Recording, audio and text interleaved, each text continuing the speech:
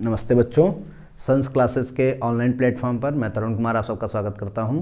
हम लोग कक्षा 10 की गणित की कक्षाएं कर रहे हैं और इसके अंतर्गत हम लोगों ने दूसरे चैप्टर का एक्सरसाइज 2.2 में 7 नंबर तक सवाल कर लिए थे। 7 सवाल कर लिए थे। आज हम लोग 8वां सवाल करेंगे। आइए देखते हैं क्या है। बहुपद 48 + 2x - x² के शून्यक ज्ञात कीजिए और शून्यकों तथा गुणांकों के बीच संबंध की सत्यता की जांच करिए। ऐसा ही क्वेश्चन हमने क्वेश्चन नंबर 1 आपको करवाया था, उसके बहुत सारे पार्ट्स भी करवाए थे, बट ये अब क्वेश्चन नंबर 8 है। मैं इसको भी बता देता हूँ, थोड़ा सा चेंज है।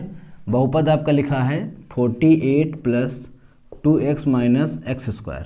ठीक है, अब देखिए इसको अगर हम इस तरह से लिखें -x² + 2x + 48, ये भी लिख सकते हैं। अगर हम इसको द्विघात समीकरण के रूप में लिखें तो हम लिख देंगे -x² + 2x + 48 = 0। द्विघात समीकरण होता है इस तरह से। और अब देखिए यहाँ पर हम माइनस कॉमन ले लें, ठीक है, हम थोड़ा और सरल करने के लिए माइनस कॉमन ले लें तो ये हो जाएगा x² - 2x - 48 = 0। ठीक है, अब यहाँ से क्या हुआ, -48 0 आ गया। इस माइनस को अगर हम इधर भेज देंगे तो हमारी इक्वेशन बनेगी x² - 2x - 48 = 0। वो 0 इधर आकर के ख़त्म हो जाएगा, वो माइनस इधर आकर ख़त्म हो जाएगा। अब 48 और 1 का मल्टीप्लाई होगा तो 1 × 48 कितना होता है, 1 × 48 48 हो गया। इसके ऐसे फैक्टर करो कि घटा के हमें -2 मिले, घटाकर 2 मिले। तो हम क्या करें, 8 × 6 करते हैं, 8 × 6 = 48। अगर हम माइनस का 8 रखें और प्लस का 6 रखें तो हमें -2 मिल जाएगा, नहीं मिल जाएगा। इस तरह से हम यहाँ पर क्या करेंगे, x² - 8x + 6x - 48 = 0। इस तरह से हम इसको कर लेंगे। ठीक है, अब यहाँ से हम x कॉमन ले लेंगे और यहाँ से भी 4 टर्म है, 4 टर्म में से हम 2 के पेयर कर लेंगे। इन दोनों में x कॉमन है तो x कॉमन लेंगे, ये हो जाएगा x - 8। यहाँ पर +6 कॉमन ले लें तो 6 कॉमन ले लेंगे तो हो जाएगा x, और 6 × 8 = 48 तो x - 8। ये हो गया x - 8 एक ब्रैकेट में और x + 6 एक ब्रैकेट में। अब यहाँ से हम ले x - 8 = 0 कर सकते हैं, x = 8 आ जाएगा, और x + 6 = 0 ले सकते हैं, क्योंकि गुणे में है ना, तो बटे में भेजोगे तो बराबर 0 हो जाएगा। x = -6 प्राप्त हो जाएगा। ठीक है, अब ये जो प्राप्त हुए हैं ये हमको शून्यक प्राप्त हुए हैं। क्या प्राप्त हुए हैं, ये मैं मिटा देता हूँ, ये रफ वर्क है, ये सिर्फ आपको समझाने के लिए कि कैसे हम 48 को डिवाइड करेंगे, कि 8 और 6 में ही क्यों डिवाइड करेंगे। ठीक है, इसलिए मैंने आपको ये समझाया था। इसको मैं इरेज कर देता हूँ। देखिए अब हमारे पास शून्यक प्राप्त हो गए हैं। बहुपद के जो शून्यक प्राप्त हुए हैं, शून्यक हैं 8 व -6। 2 शून्यक अल्फा बीटा हमको 8 व -6 प्राप्त हुए हैं। ठीक है, हमारा समीकरण यहाँ पर लिखा हुआ है। ठीक है, इसको आप ध्यान में दीजिएगा आप। ठीक, अब देखिए इससे हमको 8 व -6 प्राप्त हुए हैं। अगर हम ऐसे करें कि शून्यकों का योग अल्फ़ा + बीटा = -b/a होता है। अब ये जो समीकरण थी हमारी, मैं आपको यहाँ पर लिख के बता दूँ, हमारे पास समीकरण है x² - 2x - 48 = 0। इसको अगर हम तुलना करें ax² + bx + c = 0 से, तो a = 1 आएगा, b = -2 आएगा और c = -48 आएगा। अल्फ़ा + बीटा यही है हमारा ए बी जो आया -b/a, वो यही बहुपद की समीकरण से हमको प्राप्त हुए हैं। ठीक है, अगर आप इसको क्रम में लिखना चाहें तो आप इस तरह से भी कर सकते हैं। देखिए मतलब इसको आप ये लिखिए, मैं इसको इरेज कर देता हूँ, इसको ऐसे लिखिए आप। शून्यक आपको जो प्राप्त हुए हैं, अल्फ़ा का वैल्यू है 8। शून्यक जो हैं आपके, जो शून्यक प्राप्त हुए हैं, शून्यक हैं 8 व -6। तो आप ये मान लीजिए अल्फ़ा 8 है और बीटा क्या है, -6 है। ये आपको प्राप्त हो गए। अभी आपका इक्वेशन क्या था, चाहे आप यहाँ से कर लीजिए कंपैरिजन और चाहे यहाँ से कंपैरिजन कर लीजिए, दोनों में मान बराबर आएगा, कोई चिंता नहीं। हम इसी से ले लेते हैं x² - 2x - 48 = 0।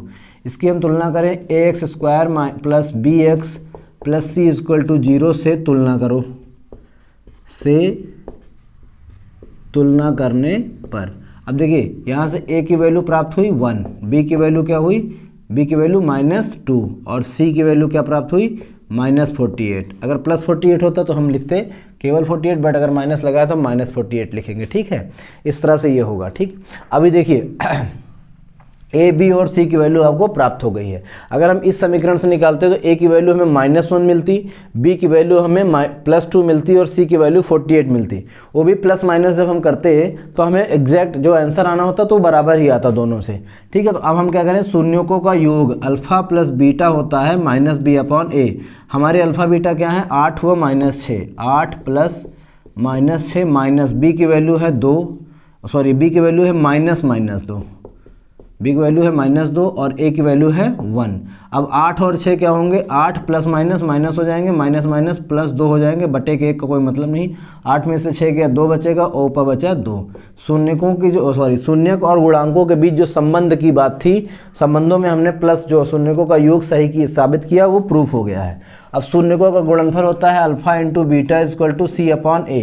अल्फ़ा है 8 और गुणे बीटा है -6 और -48, सी की वैल्यू -48, ए की वैल्यू 1। 8 छंग 48 प्लस माइनस माइनस हो जाएगा और -48। देखिए ये भी बराबर आगे नहीं आगे, तो शून्यकों का योग व शून्यकों का गुणनफल दोनों ही क्या है, सही साबित हो रहे हैं। तो हमको साबित करना था कि ज्ञात कीजिए, शून्य ज्ञात कीजिए और गुणांकों के बीच संबंध की सत्यता की जाँच करिए। तो ये हो गया हमारा संबंध, प्रूफ हो गया। ठीक है, संबंध हमारा यहाँ पर कि हमारा संबंध जो हमारे शून्यकों का और गुणांकों के बीच संबंध है वो प्रूफ हो गया। और हमारे आंसर आ गए शून्य का। आंसर क्या है, हमारे आंसर में हमारे जो शून्यक आए हैं वो क्या हैं, 8 हुआ -6। और जो हमको साबित करना था, सत्यता करनी थी, वो हमने आपको करके दिखा दी। इस तरह से हम क्वेश्चन नंबर 1 की ही कॉपी है ये, तो क्वेश्चन नंबर 1 की तरह हम क्वेश्चन नंबर 8 कर लेंगे। ठीक है, आप लोग इसको स्क्रीनशॉट ले लीजिए और उसके बाद हम क्वेश्चन नंबर 9 करते हैं। आइए देखिए क्वेश्चन नंबर 9 देखते हैं। बहुपद ax² - bx + c के शून्यकों का योगफल व गुणनफल प्रत्येक 10 के बराबर है, अर्थात अल्फा प्लस बीटा की वैल्यू भी 10 है और अल्फा इंटू बीटा की वैल्यू भी 10 है। तो a व c का मान ज्ञात कीजिए। अब देखिए इसका हल कैसे करेंगे। अब देखिए हमारे पास है बहुपद क्या है, ax² - 5x + c। इसको हम लिख सकते हैं ax² - 5x + c = 0। इसकी अगर हम तुलना करें ax² - bx + c + bx + c = 0 से तुलना करी जाए, तुलना करने पर आपको a की वैल्यू तो a मिलेगी, b की वैल्यू आपको -5 मिलेगी और c की वैल्यू c मिलेगी। a b c आपको प्राप्त हो गया। अब दिया है शून्यकों का योग व गुणनफल प्रत्येक 10 के बराबर है, अर्थात शून्यकों का योग अगर हम बात करें अल्फ़ा प्लस बीटा, जो फार्मूला होता है -b/a का, ये फार्मूला होता है alpha plus beta into -b/a। इसकी वैल्यू क्या है, अल्फा प्लस बीटा की वैल्यू 10 है। अब -b की वैल्यू, b माइनस तो माइनस हो गया, अब b की वैल्यू क्या है हमारे पास, -5 है। क्या है, -5। और a का हमको पता नहीं, a का a ही है, a है तो a का हमको पता नहीं, इसी a को हमको फाइंड करना है। यहाँ से अगर हम ऐसे देखें कि 10 = ये हो जाएगा -+ प्लस 5/a, 5/a सॉरी, ये 9 लग रहा है, ये a आप लिखिए। ठीक है, a। अब देखिए यहाँ क्रॉस मल्टीप्लाई करा दें तो ये हो जाएगा 10a = 5 और a हो जाएगा 5/10, 5 1 जा 5, ये कट जाएगा, 5 1 जा 5, 5 2 जा 10। ठीक है, इस तरह से ये क्या हो गया, 5 1 जा 5, 5 2 जा 10।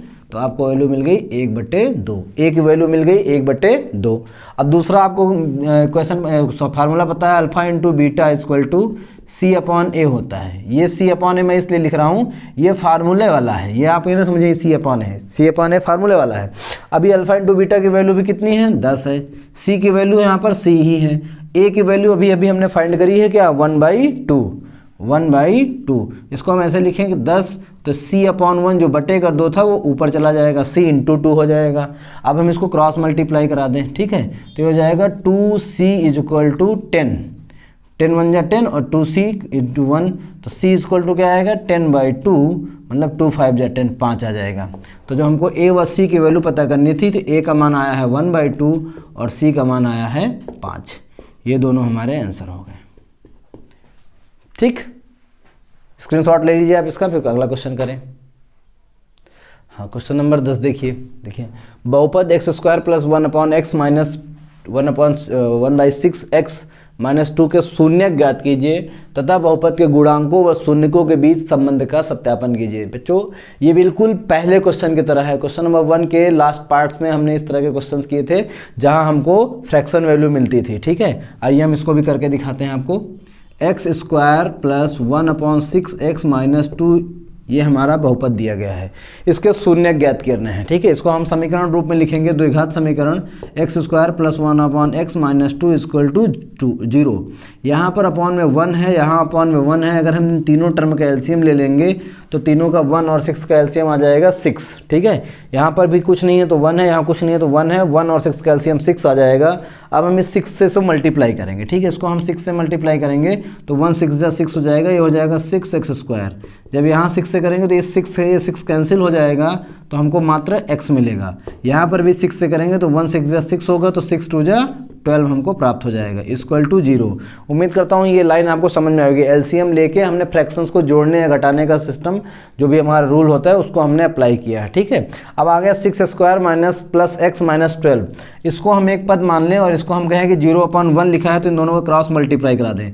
क्रॉस मल्टीप्लाई कराएंगे तो हो जाएगा 6x² plus 6x² plus x minus 12 equal to 0। एक इसका 1 से मल्टीप्लाई होगा तो कोई फर्क नहीं पड़ेगा, इसका 0 का 6 से मल्टीप्लाई होगा तो ये 0 हो जाएगा। ठीक है, तो 6x² plus x minus 12 equal to 0। इन दोनों में ऐसा करना है कि 6 और 12 का मल्टीप्लाई करो तो 12 6 72, 12 गुणे 6 करेंगे तो बरछंग 72। 72 के ऐसे फैक्टर करें कि हमको घटा करके 1 मिल जाए तो हम 9 8 72, 9 गुणे 8 9 8 72 होता है। हमें प्लस का x चाहिए तो हम लिख दें 9 माइनस 8 तो हमें 1 प्राप्त हो जाएगा। ठीक है, तो हम इसको लिखेंगे 6x² plus 9x minus 8x minus 12 equal to 0। इन दोनों को एक साथ लिखेंगे, इन दोनों को एक साथ लिखेंगे तो पहले दोनों में हमारा कॉमन है, x कॉमन है और साथ में 3 की टेबल भी कॉमन है। 3 दूनी 6 और x और प्लस 3 तरह की 9 और x तो कॉमन हो गया। यहाँ पर हम -4 कॉमन ले लेंगे तो 4 2 8 2x हो जाएगा माइनस, चूँकि यहाँ माइनस कॉमन लिया है तो माइनस बदल के प्लस हो जाएगा और 4 3 12 मतलब 4 3 12, यहाँ पर 3 आ जाएगा। कितना आ जाएगा? 3 आ जाएगा।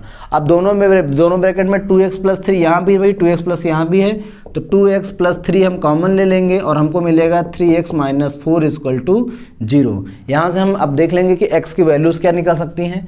2x प्लस 3 इक्वल टू 0 ले लेंगे एक बार तो ये हो जाएगा 2x इक्वल टू -3 या x का मान -3/2। इसको हम लेंगे, सॉरी इसको इस तरह ब्रैकेट में लिखना है। अगर हम लेंगे 3x माइनस 4 बराबर 0, 3x माइनस 4 बराबर 0 तो 3x बराबर क्या हो जाएगा? 4 हो जाएगा और x बराबर क्या होगा? 4/3।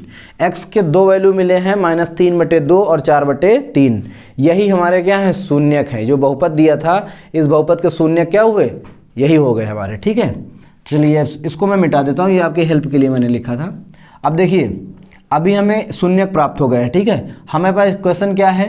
इक्वेशन हम मेन इक्वेशन लेते हैं x² plus 1/6x plus 1/6x minus 2 equal to 0। इसकी तुलना हम करवाएं ax² plus bx plus c equal to 0 से तुलना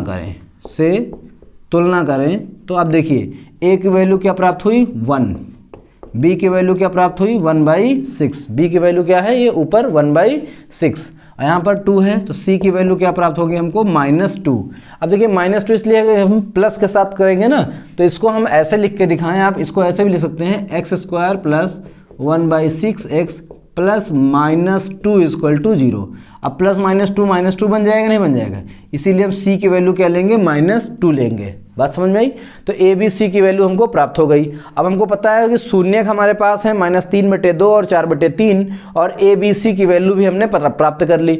हमको क्या करना है? गुणांकों के और शून्यकों के बीच के संबंध को स्थापित करना है। गुणांकों का संबंध क्या होता है? अल्फा प्लस बीटा, अर्थात अगर हम बात करें शून्यकों का योग जो होता है अल्फा प्लस बीटा, वो होता है बेटा -x का गुणांक बटे x² का गुणांक। तो -x का गुणांक का मतलब है x के गुणांक का मतलब है b और x² का गुणांक का मतलब है a। ठीक है।